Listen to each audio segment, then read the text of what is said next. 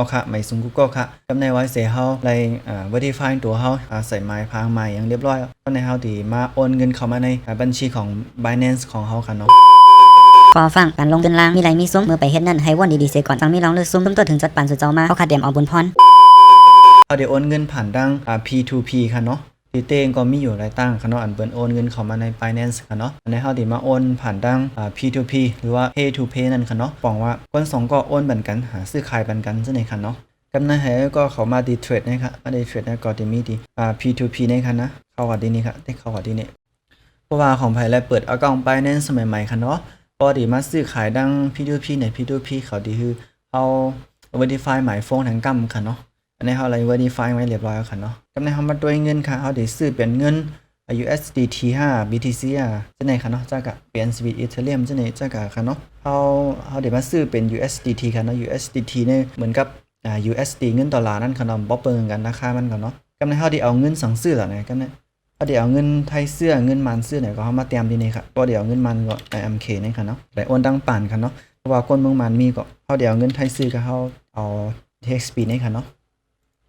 กำในเฮาได้ซื้อเปิงแตงเนาะเฮาได้ซื้อ100บาทกำในเฮามาด้วยดีราคามันก็ก็ที่1เนี่ยมันขายอยู่1ดอลลาร์เลย32บาทจุด12สตางค์ค่ะเนาะเฮาได้ซื้อ100บาทร้านอันนี้มันขายเตียว2แสนกันเนาะ100บาทก็เฮาซื้อเลยค่ะเฮาโหลหาร้านอันเป็นหาเสียงที่มันถูกๆกันค่ะเนาะที่อันเขาขาย50บาท100บาทจังได๋ค่ะเนาะที่อันเขาวางขายจังนั้นค่ะเนาะอันจังได๋เฮาซื้อไรค่ะเนี่ยที่เอซุนเฮาที่ไร2แสนขึ้นกันค่ะเนาะเขาตั้งไว้สูงน่ะเฮาจังซื้อกันเฮาก็ซ้อเอาอันเป็นอันเขาขายถูกๆอันตั้งไว้ถูกๆตั้งไว้หมก50บาทนี่นะเฮาก็เตรียม50บาทก็ได้ออกมาค่ะเสียงอันขายถูกๆป้อๆอันขายย่อยขายแย้มกับในเฮามาด้วยร้านจังได๋ค่ะเนาะเฮามาด้วยอันก่อนนี่ค่ะมันมีอันติ๊กถูกไว้สีเหลืองๆนี่ค่ะเนาะมันป้องว่ามันได้ verify ดังBinance เขาเรียบร้อยค่ะเนาะแต่ว่ามีลองไว้วางใจนำเลยค่ะเนาะอันจังได๋ก็ซื้อขายอะไรเหมือนกันเนาะค่ะเอาตัวดีกดออเดอร์มันค่ะเนาะอันนี้มีกดออเดอร์กดซื้อมันมีเก่าก็800บาทให้300ค่ะเนาะเดี๋ยวก็เฮามาด้วยดีราคาเขาตั้งไว้ค่ะ32บาท47สตางค์ค่ะเนาะเฮาก็เลือกเอาอันที่เขาตั้งไว้ถูกๆกันค่ะเนาะก็หลายๆตั้งไว้ถูกๆ32บาทเฮาได้เอาก้อนไหนค่ะเนาะเอาก้อนไหนเฮาได้ซื้อก้อนไหนค่ะเนาะเขาตั้งไว้ที่เอซุนที่ได้ซื้อ50บาทขึ้นเด้อเนี่ยว่าเนี่ยเดี๋ยวก็เขาตั้งไว้ที่ได้โอนผ่านตั้งแบงค์ transfer ก็ได้ตั้ง True Money ก็ได้ค่ะเนาะเฮาได้ซื้อก้อนไหนครับแล้วก็เฮาใส่เงินเฮากะค่ะเนาะเฮาใครซื้อก็คือนะเฮาจำได้100โอเค100เพราะว่าเฮาซื้อ100นะเฮาสิไหลมาเงิน USDT 3.07 USDT กันเนาะเพราะว่าเฮาได้ซื้อเนี่ยก็เฮาเต็กปลาย USDT นี่ค่ะเนาะแล้วก็เฮาเตรียมโอนเงินปันเขาเนาะเฮาเต็กในการตั้งค่ะ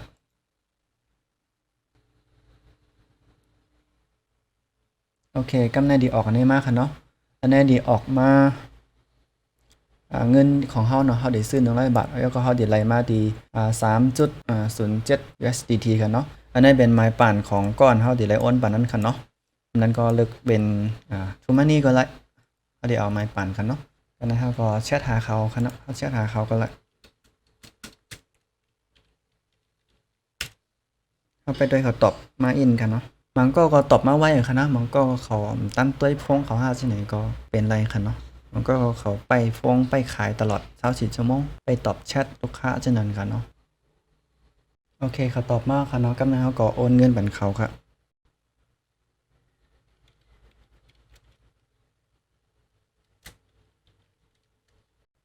แล้วก็เพราะว่าโอนเงี้ยวเนี่ยก็เขาก็ส่งสลิปบันเขากำค่ะเนาะโอเคเพราะว่าเขาส่งเรียบร้อยเอาเนี่ยก็กำลังเขามาเต็กดี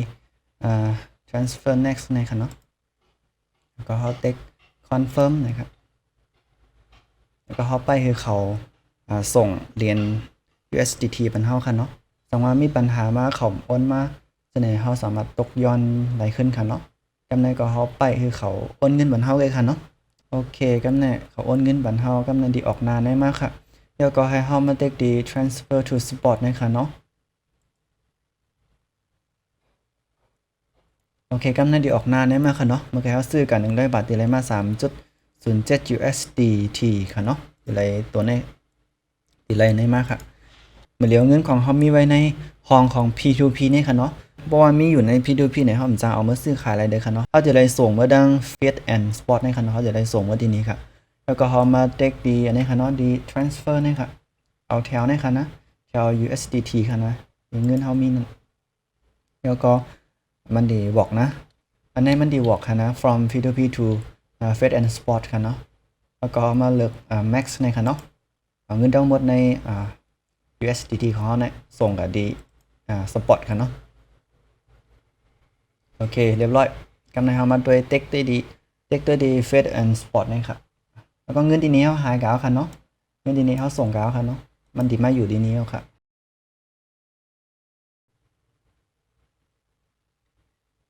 โอเคมีนี่ค่ะเนาะเขามาทีนี้ค่ะเนาะมาไกล 3.07 ค่ะเนาะเดือนว่าเงินในของขามีไว้อินก็นำมาอย่างอินค่ะเนาะนี่ก็ไล่ผักเงินเข้ามาใน wallet ของ Spot ใน Binance ค่ะเนาะผ่านดังP2P ค่ะเนาะก็ในบอกว่าเงินมีในSpot เฮาเรียบร้อยในเฮาได้เอากับซื้อขายเป็นเงินBTC เนี่ย Bitcoin Litecoin BNB Ethereum อันนี้อันจะเนี่ยเฮาซื้ออะไรก็เจอกว่าอันค่ะเนาะไปกะขั้นต่ำอันที่ส่วนเฮาที่ได้มีเงิน$10ขึ้นนั่งเลยค่ะเนาะจังหาที่ซื้ออะไรค่ะเนาะก่อนที่มีมากันในค่ะเนาะไล่ผักเงินเข้ามาในaccount ของเฮาเอามาเด็กด้วยดี overview ค่ะเงินทั้งหมดของเฮาค่ะดี overview ค่ะเนาะเอาได้มีเงินสั่งไว้ก้อยไหนมันดีออกมาเหรียญมันดีออกมาดีนี้ค่ะเนาะก็ได้มีมอกกันในก้อยกันค่ะเนาะไล่ผักเงินเข้ามาใน account ของ Binance ค่ะเนาะก็ไปสืบตัวกันแทนค่ะเนาะคลิปหน้าที่มีไล่ซื้อขายเนี่ยไล่ตัวกับจังไหนค่ะเนาะก็ดีอย่างหรือไว้มอกกันในก็อย่างค่ะเนาะก็ไม่สงค่ะ